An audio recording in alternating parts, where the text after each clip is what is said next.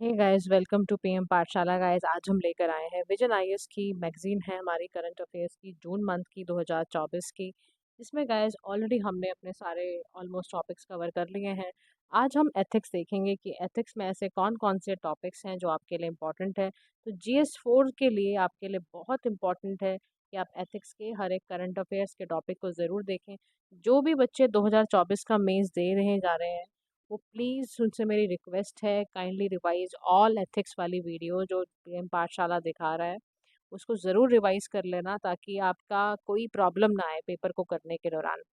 ठीक है, तो हम जल्दी से शुरू करते हैं। जो भी बच्चे नए हैं, do like share and subscribe to PM Pathshala. आपका करंट अफेयर्स की प्रॉब्लम, आपके स्टैटिक पोर्शन की प्रॉब्लम, सब चैनल जेन्युइनली फ्री में काम कर रहे हैं इसमें कि आपकी प्रॉब्लम्स को समझते हुए और आपको ज़्यादा से ज़्यादा बेस्ट कंटेंट प्रोवाइड करने की कोशिश है चैनल की। हमारा सबसे पहला टॉपिक है आज एथिक्स ऑफ विसल ब्लोइंग। अब देखो, टॉपिक का नाम ही जैसे कि है कि विसल ब्लोइंग के ऊपर एथिक्स कैसे करें। देखो, एथिक्स का मतलब सबसे पहले समझो क्या होता है।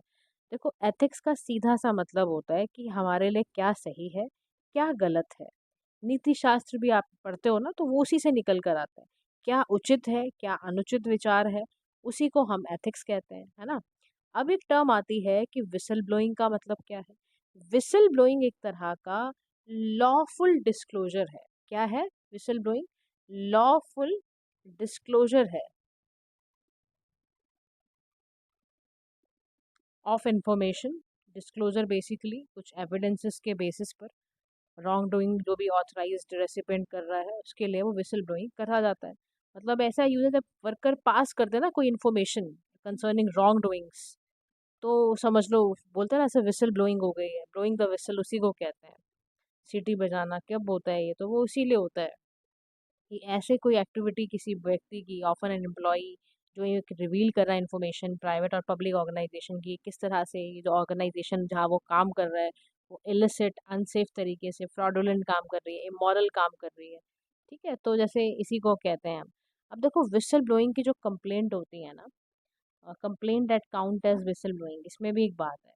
कोई क्रिमिनल ऑफेंस अगर आपने कर दिया, फॉर एग्जांपल कोई फ्रॉड कर दिया या किसी की हेल्थ सेफ्टी पर आप डेंजर बन गए, आपने जस्टिस का ही मिसकैरेज कर दिया, आपने कोई कंपनी का रूल ब्रेक कर दिया, फॉर एग्जांपल आपने कोई राइट इंश्योरेंस नहीं लिया, ठीक है, या you believe someone is covering up wrong doings, तो आप अपनी बिलीव्स के चक्कर में नहीं बोलोगे। तो इसी चलते विसल ब्लोइंग को आज हम पूरी तरह से समझते हैं कि क्या एथिक्स हैं और ये कैसे पे ये हमें पढ़ने को क्यों मिल रहा है। देखो, रिसेंटली ना जूलियन एसांजे ने वॉज फ्रीड बाय द, इनको यूएस कोर्ट ने फ्री करा और विकीलीक्स एस्पाइनेज केस होता है। अब एस्पियनेज केस क्या होता है, पहले आपको ना देखो एक एक टर्म का मतलब पता होना चाहिए कि दैट इज वेरी इंपॉर्टेंट। तो देखो, एस्पियनाज का मतलब ही ये होता है बेसिकली, एस्पियनेज का act of finding secret information. आप किसी दूसरी कंट्री की जब सीक्रेट इन्फॉर्मेशंस को फाइंड आउट करते हो किसी अन्य संस्था या देश के द्वारा जानकारी प्राप्त करते हो, कुछ गुप्तचर वाला काम करते हो, तो उसमें आपका ये जो एस्पिनेश है ये लगता है। ठीक है, अब एस्पिनेस जो केस होते हैं उसमें होता क्या है। देखो, विकीलीक्स ने ना एक तरह का ना ये विस्बल ब्लोअर प्लेटफॉर्म है इंटरनेट के ऊपर। तो फ्रॉम एडवर्ड स्नोडेन से लेके सत्येंद्र दुबे तक बहुत सारे विसल ब्लोअर्स आए हैं, have acted on their conscience को सुनते हुए वो आए और उन्होंने कई सारी इन्फॉर्मेशंस को पब्लिकली करा, खोला। अब ये पूछा जा रहा है, एक सवाल पूछा जा रहा है और आपसे भी मैं ये सवाल करती हूँ कि जो इस तरह की चीज़ें होती हैं क्या ये एथिकल होती हैं? अब उससे पहले, जानने से पहले कि एथिकल है या नहीं है, अपने किसी कंक्लूजन में जानने से पहले पूरा ये टॉपिक पहले समझ लो, फिर अपनी कोई राय बनाना। ठीक है, देखो, विसल ब्लोइंग की वजह मैंने आपको डेफिनेशन बताया कि कोई इन्फॉर्मेशन का डिस्क्लोजर पब्लिक को करना। कोई हायर अथॉरिटी कोई गलत काम कर रही है, तो ऐसे कोई फ्रॉड कर रही है, कोई करप्शन कर रही है, कोई कंपनी है, कोई गवर्नमेंट है, तो आपने क्या करा, उस इन्फॉर्मेशन को डिस्क्लोज कर तक पब्लिक तक पहुंचे। अब विसल ब्लोअर वो व्यक्ति है जो डिस्क्लोज कर रहा है कोई unethical act, wrong doing. Example के तौर पे जैसे लेट शनमुगम थे, मंजुनाथ अमंग अदर्स, वो एक इसी में आए, विसल ब्लोअर के फॉर्म में ही आए। अब दो तरह से विसल ब्लोअर जो है विसल ब्लोइंग करता है, एक होता है इंटरनल, एक होता है एक्सटर्नल। इंटरनल विसल ब्लोइंग का मतलब होता है कि आपने किसी का मिसकंडक्ट रिपोर्ट किया है, किसी का फ्रॉड रिपोर्ट करा है, कोई इनडिसिप्लिन है सीनियर ऑफिसर्स के अमंग, जैसे हेड ऑफ ह्यूमन रिसोर्स है, सीईओ है, ये वाला। एक्सटर्नल का मतलब है कि आप रॉन्ग डूइंग रिपोर्ट करते हो to people outside the organisation, जैसे मीडिया है, हायर गवर्नमेंट ऑफिशियल्स हैं, पुलिस है। इसको रिपोर्ट करना रॉन्ग डूइंग लोगों को ऑर्गेनाइजेशन के एकदम बाहर बाहर जाके, मीडिया, हायर गवर्नमेंट है ना, इसके थ्रू आप कराओ, तो दो तरीके से आप विसल ब्लोअर या विसल ब्लोइंग बन जाते हो, विसल ब्लोइंग करते हो। एक इंटरनल फैक्टर है जहां पर आपने सीनियर ऑफिसर की जाके शिकायत करी, कोई हेड ऑफ द डिपार्टमेंट या सीईओ से। एक तरीका होता है कि आपने मीडिया या हायर गवर्नमेंट के ऑफिशियल्स को जाकर रिपोर्ट किया है रॉन्ग वे। तो दो तरीके से आप इंफॉर्मेशन को विसल ब्लोअर बनते हो, एक इंटरनली, एक एक्सटर्नली। अब कौन कौन स्टेक होल्डर्स होते हैं, उनके क्या इंटरेस्ट होते हैं जब भी कोई विसल ब्लोइंग करता है।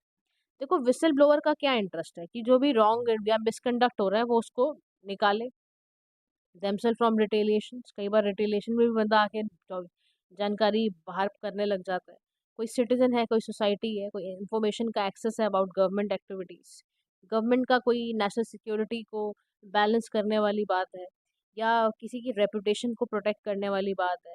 रेगुलेटरी बॉडीज का क्या इंटरेस्ट होगा कि वो कंप्लाइंसेस के साथ चला पाए। मीडिया का काम है ज़्यादा से ज़्यादा प्रोटेक्टिंग सोर्सेज से नई नई रिपोर्ट, नोटवर्दी या न्यूज़ वर्दी एलिगेशंस को निकालना बाहर, है ना। एनजीओ का इसका क्या है कि भाई विसल ब्लोअर्स को सपोर्ट करना, ट्रांसपेरेंसी, अकाउंटेबिलिटी को बढ़ाना। तो ये सारे के सारे स्टेक होल्डर्स मौजूद होते हैं जब भी कोई विसल ब्लोइंग का केस आता है, चाहे वो खुद विसल ब्लोअर है, कोई सिटीजन है, गवर्नमेंट है, ऑर्गेनाइजेशन, ये सारा का सारा उसमें आता है। हमारे सामने सवाल ये है कि जब भी विसल ब्लोइंग हो रही है तो उसमें एथिकल डायलेमा तो आएगा ना। अब आप बताओ, अपने सीनियर बॉस की अगर आप बेइज्जती या उसको पब्लिकली आप रॉन्ग डूइंग के लिए उसको आप एलिगेशन लगाने वाले हो, तो डर तो लगेगा ना आपको, सवाल तो आएगा भी करूँ ना करूँ, कल को मेरे को ही पता नहीं क्या कर देंगे, मेरे को जॉब से ना निकाल दे, बहुत सारी बातें आती हैं। तो एक मैरथा सी नसबुम होती थी, उन्होंने एक बड़ी अच्छी बात कही। क्या बोला इन्होंने? बोला कि जो ह्यूमैनिटीज है ना वो हमें क्या बताती है। ह्यूमैनिटी हमें वैल्यू सिखाती है, चाहे वो बिजनेस की वैल्यू हो। हमें क्रिटिसिज्म, डिसेंट भी सिखाती है कि जहाँ क्रिटिसाइज करने की ज़रूरत है वहाँ निंदा भी करो, जहाँ प्रदर्शन करने की ज़रूरत है वहाँ प्रदर्शन भी करो। तो यानी कुछ ऐसा कल्चर होना चाहिए, going along to get along, कि जहाँ पर विसल ब्लोअर्स डिस्करेज वाला इन्वायरमेंट ना हो, कि बैड थिंग्स होती जा रही हैं, बिजनेसेस कुछ कर ही नहीं पा रहे हैं, तो ऐसा भी इन्वायरमेंट ना हो। तो ऐसे में क्या क्या करना चाहिए? तो ऐसे में सबसे पहली चीज़ आती है, आप विसल ब्लोअर्स को प्रोटेक्ट करो वर्सेस नेशनल सिक्योरिटी। यानी एक बैलेंस करना है। क्या बैलेंस करना है? आपको बंदे को भी सेफगार्ड रखना है जिसने रॉन्ग डूइंग को एक्सपोज करा, और गवर्नमेंट की रिस्पॉन्सिबिलिटी होनी चाहिए कि वो कोई नेशनल सिक्योरिटी पे थ्रेट भी ना आने दे। आप दोनों समझ रहे हो? आप देखो, एक ये दोनों कामों को करना कितना मुश्किल काम है। अगर कोई आपको एक तरफ विसल ब्लोअर की जान बचानी है, दूसरी तरफ आपको नेशनल सिक्योरिटी पे भी ध्यान देना है। तो इसके बाद आपका यहाँ पर आ जाता है कि मीडिया की रिस्पॉन्सिबिलिटी वाली बात, कि मीडिया की responsibility versus ethical information handling. Media की ये मॉरल ड्यूटी होती है कि वो गवर्नमेंट के एक्शंस के बारे में बताए। कोई भी अगर वो डेंजरस या सेंसिटिव इन्फॉर्मेशन को हैंडल कर रही है तो वो रिस्पॉन्सिबल मैनर में करे। इसी में एक शब्द आता है जिसको हम कहते हैं इंफॉर्मेशन एथिक्स। यानी कि इंफॉर्मेशन एथिक्स का मतलब है कि जो मॉरल इश्यूज हैं, जो क्रिएशन, कलेक्शन, एक्सेस या इंफॉर्मेशन को यूज करना arising out of whistle blowing, उससे कुछ निकल कर आ रहा है। इंफॉर्मेशन एथिक्स का मतलब समझ रहे हो? जो इंफॉर्मेशन है, बहुत सारी बातें, देखो आपने तो फटाफट से इंफॉर्मेशन दे दी पब्लिकली, अब हो सकता है उस जानकारी की वजह से मॉरल इशू क्रिएट हो जाए, इन्फॉर्मेशन का वो गलत इस्तेमाल हो जाए, कुछ ऑर्गेनाइजेशन उसका गलत इस्तेमाल कर दें। ये भी एक समस्या है कि मीडिया की रिस्पॉन्सिबिलिटी है, मीडिया सेंसिटिव इन्फॉर्मेशन को बाहर निकालेगा तो उससे कितना गलत असर भी पड़ सकता है, उसको कैसे हैंडल करें, तो ये भी एक एथिकल डायलेमा है। तीसरी बात है कि पब्लिक का कितना राइट हो इन्फॉर्मेशन का, और गवर्नमेंट की कितनी जो कॉन्फिडेंशियलिटी होती है वो कितनी हो, क्योंकि कॉन्फिडेंशियलिटी को भी उसको मेंटेन करना है। देखो, सिटीजन की राइट तो है, राइट टू इन्फॉर्मेशन तो है, लेकिन गवर्नमेंट की भी कुछ ऐसी बातें होती हैं जो बहुत ही कॉन्फिडेंशियलिटी के साथ चलनी चाहिए। फिर एक ये वाला मैटर है। फिर चौथा मैटर आता है कि duty of loyalty versus moral obligation.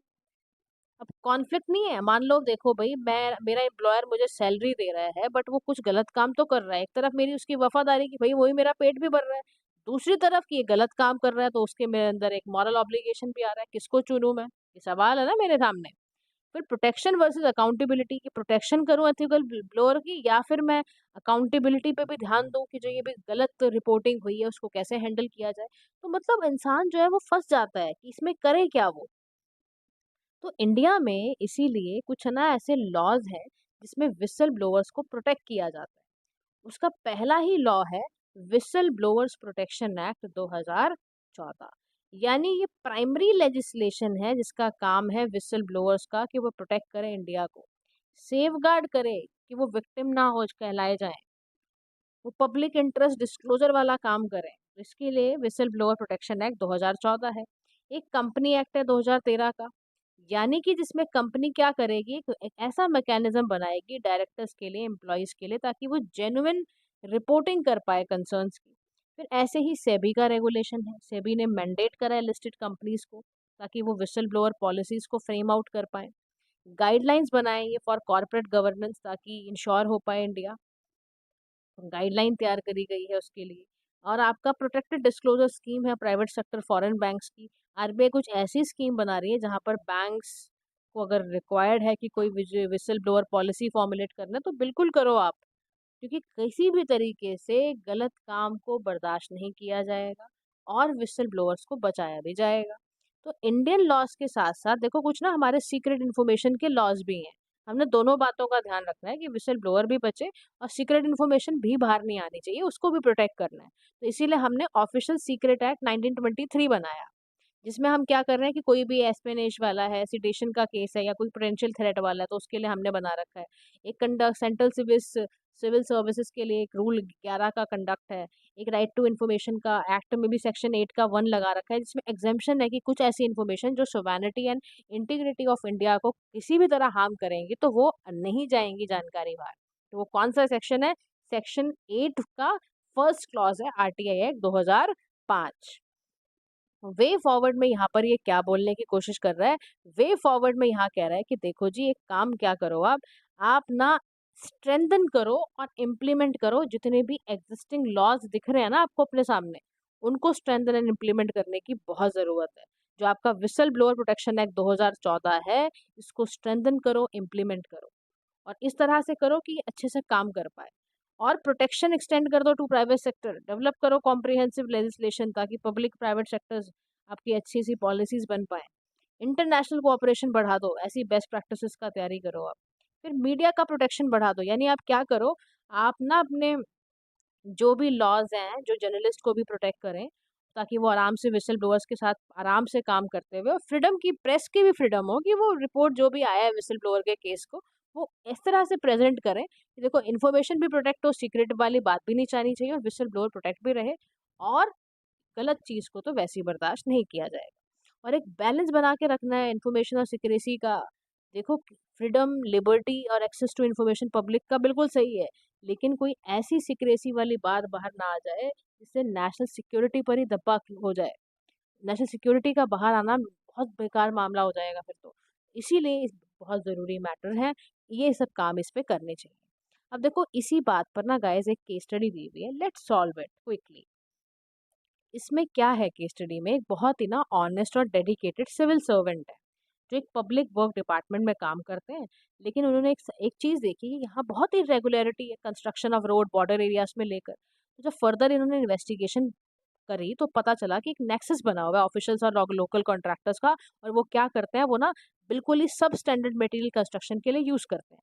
अब जैसे ही कंप्लीशन ऑफ कंस्ट्रक्शन की बात आती है तो रोड उस पर मिलिट्री सर्व करेगी, तो स्मूदर मूवमेंट नहीं होनी चाहिए मिलिट्री के लिए, क्योंकि भाई इमरजेंसी कंडीशन में कुछ ऐसा हो जाए, आपकी नेशनल सिक्योरिटी उसी रोड पे निर्भर है और आप इतना सब स्टैंडर्ड मटेरियल यूज़ कर रहे हो। तो complaining about irregular higher authorities, उससे मीडिया भी एक्सपोज होगा और डिले भी हो सकता है प्रोजेक्ट में। ऐसा भी हुआ। And he may face threat of retaliation also, stakeholders उसको मार भी डाल सकते हैं। तो यहाँ पर ये सवाल कर रहा है कि आइडेंटिफाई करने हैं वेरियस स्टेक होल्डर्स और उनके क्या क्या इंटरेस्ट इन्वॉल्व है। दूसरा डिस्कस करने को बोल रहा है कौन कौन से एथिकल इश्यूज हैं जो इन्वॉल्व हैं इस केस में, और उसी के कौन कौन से ऐसे ऑप्शंस हैं, मेरिट डिमेरिट उसका क्या है, उससे रिलेटेड ये है। देखो ये तो आ गया सवाल। अब सबसे पहले ना आप क्या करोगे, इस क्वेश्चन पे चलो। इस क्वेश्चन में वो स्टेक होल्डर और उसके इंटरेस्ट की बात पूछ रहा है। देखो यहाँ पर कौन कौन होगा, अगर हम देखें पहला चीज़ है सिविल सर्वेंट, स्टेक होल्डर है क्या है, सिविल सर्वेंट। अब इसका क्या इंटरेस्ट है, इसका यही इंटरेस्ट है कि ये एथिकल कंडक्ट को अपहोल्ड करे, पब्लिक फंड है क्योंकि ये तो अप्रोप्रिएटली यूज हो और अच्छे ढंग से रोड का कंप्लीशन हो, यही तो चाहता है ये। सेकेंड जो स्टेक होल्डर है वो है लोकल कॉन्ट्रैक्टर्स। अब लोकल कॉन्ट्रैक्टर्स का क्या है, ये चाहते हैं अपना प्रॉफिट मैक्सिमाइज करना, ये सब स्टैंडर्ड इसीलिए यूज कर रहे हैं ताकि इनका बिजनेस रिलेशनशिप भी मेंटेन रहे, और सब स्टैंडर्ड बनाएंगे तो उससे इनको फायदा हो जाएगा, प्रॉफिट हो जाएगा। और कुछ अदर ऑफिशियल्स हैं, अदर ऑफिशियल्स का क्या है, उनको हो सकता है ब्राइब्स मिलती हो, ब्राइब मिलती है ना, इरेगुलरिटी का मतलब क्या है, उनको ब्राइब्स मिल रही हैं पोजीशन पे मेंटेन करने के लिए, तो वो भी यही करेंगे। चौथा स्टेक होल्डर है आपका मिलिट्री। मिलिट्री क्या चाहती है कि वेल कंस्ट्रक्टेड रोड हो ताकि उनका आराम से रोड्स में ट्रूप्स का मूवमेंट आराम से हो जाए, तो वो हो गया। पांचवा आपका कौन है स्टेक होल्डर, पब्लिक। पब्लिक का पैसा यूज कर रहे हो, टैक्स मनी है ये, तो पांचवा पब्लिक हो गया। तो ये सारे आपके कौन हो गए, स्टेक होल्डर्स हो गए, समझ गए। अब चलो नेक्स्ट क्वेश्चन पर, जिसमें कि क्या पूछता है वो, एथिकल इश्यूज के बारे में बात कर रहा है। देखो सबसे पहले जो एथिकल इशू आएगा ना इस क्वेश्चन में, वो क्या आएगा, कॉन्फ्लिक्ट ऑफ इंटरेस्ट वाला। और कॉन्फ्लिक्ट ऑफ इंटरेस्ट कैसे होता है, कॉन्फ्लिक्ट ऑफ इंटरेस्ट ऐसे है क्योंकि एक नेक्सस बना हुआ है ऑफिशियल्स और कॉन्ट्रैक्टर्स का।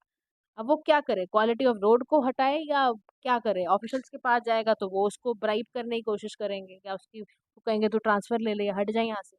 फिर आप क्या कर रहे हो, नेक्स्ट आपका एथिकल क्या है, इशू क्या है, misuse of funds, public fund. आप पब्लिक फंड का इस्तेमाल गलत कर रहे हो क्योंकि आप सब स्टैंडर्ड मटेरियल यूज कर रहे हो, विजुअल इतना इतना इंपॉर्टेंट प्रोजेक्ट है ये मिलिट्री का, वो भी आप कॉम्प्रोमाइज कर रहे हो। नेक्स्ट इशू ये है, you are compromising on national security. आपको नेशनल सिक्योरिटी की भी परवाह नहीं है, आप सब स्टैंडर्ड मटेरियल यूज कर रहे हो, कल को वो रोड खराब हो गई, टूट गई, इमरजेंसी के टाइम पे नहीं यूज हुई, तो क्या करोगे फिर आप, समझ रहे हो। तो ये तो एक तो तीन ये हो गए। चौथा आप समझ लो, एथिकल डायलेमा सिविल सर्वेंट के पास भी है। चौथा जो है ना, चौथा जो एथिकल इशू है वो है ethical dilemma for, ethical dilemma for the civil servant. और क्या है ये एथिकल डायलेमा सिविल सर्वेंट का, कि एक्सपोज कैसे करोगे इरेगुलरिटी को, पोटेंशियल डिले वाइटल प्रोजेक्ट्स का कैसे करोगे। अब यहाँ पर ना देखो, क्वेश्चन में एक तो पूछा है एथिकल इश्यूज, दूसरा एक तो पूछा एथिकल इश्यूज, हमने जवाब दे दिया। अब यहाँ ये पूछ रहा है ऑप्शंस क्या अवेलेबल हैं और इसकी क्या मेरिट डिमेरिट है, ये भी पूछा हुआ है। देखो, अगर तो वो रिपोर्ट करता है, मान लो रिपोर्टिंग टू हायर अथॉरिटी एक ऑप्शन है उसके पास।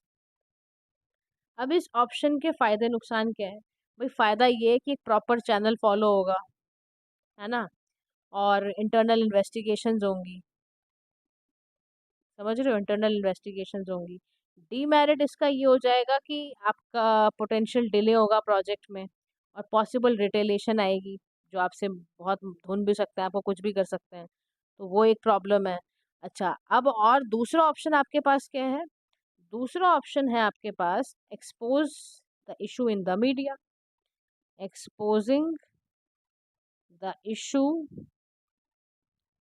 टू द मीडिया, एक तो ये ऑप्शन है आपके पास। अगर आप एक्सपोज करते हो इशू टू द मीडिया, तो इसमें क्या होगा, मेरिट इसका क्या है, मेरिट इसका ये होगा कि पब्लिक प्रेशर बढ़ेगा, पब्लिक प्रेशर फॉर अकाउंटेबिलिटी बढ़ेगा, ये इसका फायदा है, इन्वेस्टिगेशन रिफॉर्म्स वगैरह होंगी, ठीक है ना। और इससे डिमेरिट ये है कि इससे पर्सनल रिपरकशंस मिल सकते हैं, ये सारे होंगे। तीसरा आप ये लगा लो, अगर हम तीसरे ऑप्शन पे जाएं, तो तीसरा ऑप्शन एक और है, पूछो क्या। तीसरा ऑप्शन है, आप ना इंटरनल इन्वेस्टिगेशन करो, इंटरनल इन्वेस्टिगेशन करो। अब इसका फायदा क्या है, तो कॉन्फिडेंशियलिटी बड़ी रहेगी आप, है ना। और डिमेरिट लेकिन इसका ये भी इफेक्ट पड़ेगा कि सिग्निफिकेंट करेज, रिस्क टेकिंग, ये सब आउटकम इसके रहेंगे। फिर आपके पास चौथा ऑप्शन है कि आप इस पे लीगल एडवाइस लो, सीकिंग लीगल एडवाइस। इससे क्या होगा, लीगल इम्प्लीकेशंस पता होंगे, और डिमेरिट ये इसमें टाइम रिसोर्सेज खर्च होंगे। पांचवा ये है कि कुछ भी मत करो, डूइंग नथिंग, ये भी एक ऑप्शन है, कुछ भी मत करो, बैठ के तमाशा देखो, अवॉइड इमीडिएट कॉन्फ्लिक्ट नहीं होगा, प्रोफेशनल स्टैंडर्ड मेंटेन रहेगा। और डिमेरिट ही कॉम्प्रोमाइज करोगे आप, मॉरल कॉम्प्रोमाइज कर दोगे। तो देखो अल्टीमेटली ये सिविल सर्वेंट का है कि वो कौन से ऑप्शन को कंसिडर करता है, वो सारे कंसिडर करके चेक करे कि पॉसिबल कॉन्सिक्वेंसेस सबके क्या हैं। उसके बाद डिसाइड करे। प्रायोरिटाइज वही, देखो प्रायोरिटाइज तो उसको वही करना है, ही हैज़ टू प्रायोरिटाइज कि प्रायोरिटी एरिया क्या होना चाहिए। उसका प्रायोरिटाइज एरिया होना चाहिए public interest and national security, क्योंकि पब्लिक का पैसा है और नेशनल सिक्योरिटी, ये दोनों उसके प्रायोरिटी एरिया होने चाहिए। बात समझ गए? इस तरह से इसको लिखोगे आप। अगली बार से ना I will take a white sheet और मैं उस पे ही पूरा ये केस स्टडी सॉल्व करूँगी, ताकि आपको आसानी हो जाए, ठीक है? चलो जी, तो ये बात समझ आ गई। अब हम चलते हैं अपने नेक्स्ट टॉपिक की ओर। नेक्स्ट केस स्टडी जो होगी वो आप करोगे, करने मैंने सिखा दी आपको। अच्छा देखो, इसमें है frauds in civil services examination. आपको बड़ा ही चिंता होने वाली है अभी। चिंता कैसे होगी वो बताती हूँ अभी आपको। रिसेंटली कुछ सिविल सर्वेंट फेक सर्टिफिकेट दिया उन्होंने प्रेस्टिजियस सिविल सर्विसेज एग्जामिनेशन के लिए, और ऐसे भी केस आ रहे हैं जहाँ पे ये एस्पायरिंग सिविल सर्वेंट क्या करते हैं, एग्जामिनेशन में चीट करने के लिए चैट जीपीटी का इस्तेमाल करते हैं। और सच issues point two increasing standards of, यहीं से पता चलता है कि सिविल सर्विस एग्जामिनेशन में फ्रॉड और डिसऑनेस्टी आ गई है। फ्रॉड और डिसऑनेस्टी आ गई है। अब हम चलते हैं स्टेक होल्डर्स की ओर। तो रिक्रूटमेंट एजेंसी जैसे कि आपका यूपीएससी है, इसका रोल क्या है? Fair and open competition, loss of trust. Public at large में क्या है? क्रेडिबिलिटी खत्म हो जाएगी, आपकी सिलेक्शन प्रोसेस का ट्रांसपेरेंसी खत्म हो जाएगी। एक तो ये है। गवर्नमेंट की समस्या क्या है कि trust reposed by public, dishonesty public services में बढ़ जाएगी। डेट्रीमेंटल है जो आपके growth of nation and society at large. Aspiring civil servant को क्या दिक्कत हो जाएगी? एस्पायरिंग सिविल सर्वेंट का इंटरेस्ट ये है कि भाई अब ऐसा एग्जाम होने लग गया है जहां पर इतनी फ्रॉड डिसऑनेस्टी है, तो वहां पे पेपर कौन दे? तो पीसी होता कमेटी होती थी, उसने रूल बनाया इसी रिलेटेड, भैया ऐसा है कुछ भी हो जाए, integrity, honesty, impartiality, transparency, merit, excellence से बाहर नहीं जाएगा सिविल सर्वेंट। लेकिन फिर भी बाहर तो गया, अब करें क्या? देखो एथिकल इशू क्या होता है, सबसे बड़ी बात है आपका सोसाइटी का, आपने सोसाइटी सामाजिक जस्टिस को ही खत्म कर दिया। अगर आप समझो फेक सर्टिफिकेट से क्या हो रहा है, आपने उस पर्टिकुलर ऑर्गेनाइजेशन पे ही सवाल बना दिया, वैलिडिटी फेयरनेस को ही खत्म कर दिया आपने। आपने सोशल जस्टिस को ही हर्ट कर दिया बेसिकली। फिर दूसरी एथिकल इशू पता है क्या है? एडमिनिस्ट्रेटिव इम्प्लीकेशंस नहीं होंगे इसके। जो अनएथिकल कैंडिडेट की सिविल सर्विसेज में एंट्री हो गई है, तो बस उसकी क्योंकि एंट्री ही अनएथिकल है, तो वो क्या भ्रष्टाचार नहीं करेगा? वो सबसे पहले करेगा। वो पावर को भी अब्यूज करेगा, वहां बैठ के सारे गंदे काम करेगा। फिर तीसरा चीज, against Kant's categorical imperative and deontology, यानी एमिल्स कांत का जो कैटेगरिकल इम्पेरेटिव वाला एक सीन था, उसमें क्या था कि वो रूल्स के अकॉर्डिंग काम करे। कर पाओगे अब रूल्स के अकॉर्डिंग काम? जब तुम्हारी एंट्री ही इस तरह से हुई है, तो आप क्या करोगे रूल से काम करके? आप यूटिलिटेरियनिज्म को भी वायलेट करोगे, क्योंकि मोरालिटी तो खत्म ही हो गई अब आपकी। जब आप चीटिंग से ही आए, तो आपने एक संदेश दे दिया, देखो जी मैंने चीट करके आया हूँ। तो आप हर जगह चीटिंग करोगे, क्योंकि once a traitor always a traitor. Knowledge without character का बताओ क्या फायदा? चीटिंग भी कर ली आपने, पावर को भी अब्यूज करा। 7 सोशल सिंस में याद है, नॉलेज विदाउट करेक्टर भी होता है। तो यानी कि नॉलेज है पर करेक्टर नहीं है, तो क्या फायदा? तो ये गाइस सारा का सारा एथिकल इशू है। और देखो हमने ऐसा नहीं है, हम बहुत तरीके से स्टेप ले रहे हैं कि सिविल सर्विसेज में एस्पायरिंग जो सिविल सर्वेंट है वो एथिकल कंडक्ट। हम आके भाई जीएस पेपर 4 क्यों बना था? पहले थोड़ा ना होता था जीएस पेपर 4। एथिक्स का पेपर इसीलिए डाला गया। देखो 2013 में एथिक्स का paper as a recruitment filter civil services में डाला गया कि भैया बन जाओ, इंटीग्रिटी में आ जाओ, ट्रांसपेरेंसी अकाउंटेबिलिटी की थोड़ा सा रिस्पेक्ट करो। प्रिवेंट होता कि अनफेयर मीन्स का। डिजिटल टेक्नोलॉजी का जो यूज होता है, ये तो भैया UPSC plans to use Aadhaar based fingerprint authentication इसलिए यूज कर रही है यूपीएससी। सीसीटीवी सर्वेलेंस लगाए जा रहे हैं एआई बेस्ड, ताकि अगर कोई ऐसा करता हुआ पकड़ा गया तो निकले। इसीलिए बड़ी अच्छी बात कही है सोफोक्लेस ने। वो क्या बोला है कि I would prefer to fail with honour, मुझे बहुत खुशी होगी कि मैं पूरे सम्मान से फेल हुआ हूँ, rather than winning by cheating. तो वे फॉरवर्ड में यहाँ पर क्या बात हो रही है? वे फॉरवर्ड में कहा जा रहा है कि values like honesty, integrity, truthfulness and self dignity की बात की जाए। यानी ऐसी वैल्यूज को इनकलकेट किया जाए स्टूडेंट्स में, जब बच्चा छोटा है ना तभी से उसके माँ बाप से ही शुरू हो जाए। उसके माँ बाप उसके लिए रोल मॉडल बने पहले, फिर उसके बाद उसके अंदर ये वैल्यूज आएंगी। फिर एग्जाम के रिफॉर्म्स की बात हो रही है, तो स्ट्रिंजेंट वेरिफिकेशन प्रोसेस करो सिलेक्शन कैंडिडेट का जब हो जाए। स्ट्रिंजेंट मेरिट्स लो जो रूट इन एथिक्स, ताकि आपका एग्जामिनेशन मेल प्रैक्टिसेस खत्म हो। एप्टीट्यूड लीडरशिप टेस्ट, यानी एक होता कमेटी होती थी, उसने सिलेक्शन यूज करा था ताकि आप ना ऐसे सिविल सर्वेंट के डेपुटेशन पर चोट ना पहुंचाओ। होता कमेटी ने साफ बोला, इसीलिए एप्टीट्यूड लीडरशिप टेस्ट की जरूरत होती है। और टेक्नोलॉजिकल बेस्ड सोल्यूशन निकालना तो हमारी मजबूरी क्या, जरूरत पड़ चुकी है हमारी। और इसीलिए हमें अपने कंडक्ट रूल्स को भी रिवाइज करना चाहिए, हमें रिव्यू करने चाहिए अपने अपडेट्स। और इंटरनेशनल बेस्ट प्रैक्टिसेस के लिए हम थोड़ा सीखें। ऑस्ट्रेलियन जो पब्लिक सर्विसेज एक्ट है, उसने बड़ा अच्छा पब्लिक सर्विस वैल्यू का सिस्टम बनाया हुआ है। वो पब्लिक सर्विस कमिश्नर को ऑथराइज है, वो इवेलुएट करता है इनकॉर्पोरेशन और अपहोल्डिंग द वैल्यू, उसकी वो कर भी रहा है वैल्यूज पे काम या नहीं कर रहा है। तो इसी बेस पर आपकी एक केस स्टडी आई है जिसे आपको सॉल्व करना है। और वो क्या है, मैं पढ़ के समझा देती हूँ, सॉल्व आप करेंगे। कमेंट सेक्शन पे लिखो, लिख के समझाओ कि देखो मैम ने ये समझ में आया। आप सब कर सकते हो, लिखना शुरू करो। अगर आपको लिखना नहीं आया, आंसर राइटिंग नहीं करी, तो फिर बेकार है, यूपीएससी मत दो, फिर आप मत दो किसी सिविल सर्विसेज का एग्जाम आप, क्योंकि आंसर राइटिंग नहीं करते हो आप, तो आप क्या करने आए हो फिर। तो यहाँ पर ये कह रहा है कि एजुकेशन सेक्रेटरी है एक स्टेट का, उनको एक ग्रॉस इरेगुलरिटी का पता चला स्टेट पब्लिक सर्विस कमीशन के एग्जाम का। फर्दर इन्वेस्टिगेशन हुई तो पता चला जी एक नेक्सस चल रहा है एग्जामिनेशन ऑफिशियल्स का और सम कैंडिडेट्स का, जो अनफेयर तरीके से पेपर पास करवाते हैं। अब इस एग्जामिनेशन, भैया क्रुशियल एग्जामिनेशन है, यहाँ पर कैंडिडेट आप समझो है ना, फॉर सिविल सर्विस स्टेट से कितना रिक्रूट होते हैं। अब यहाँ पर एक तरफ इंटीग्रिटी एग्जाम की है ना, जिससे आपकी क्वालिटी एंड क्रेडिबिलिटी की स्टेट की एग्जामिनेशन का पता चलता है। लेकिन अगर आप, मैं मान लो अगर आप स्कैंडल को एक्सपोज करते हो being education secretary of the state, public या हायर अथॉरिटी से, तो इसमें रिक्रूटमेंट एक तो डिले हो जाएगी, दूसरा पब्लिक सर्विस कमीशन की इमेज टार्निश हो जाएगी। अब आप क्या करोगे, तो आपको स्टेक होल्डर्स कौन कौन से इन्वॉल्व और एथिकल इशू एजुकेशन सेक्रेटरी के पास क्या क्या है और वो क्या क्या कर सकते हैं इस पूरे केस में, वो आपको आंसर फॉर्म में लिखकर भेजना है। So guys, thank you so much for listening. Do like, share and subscribe to PM Pathshala. Have a nice day too.